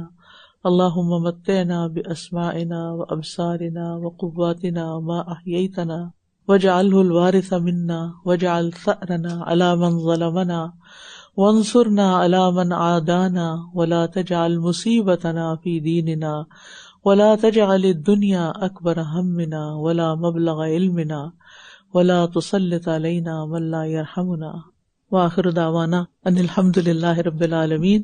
سبحانک اللہم وبحمدک اشہد ان لا الہ الا انت استغفرک واتوب الیک. السلام علیکم ورحمۃ اللہ وبرکاتہ.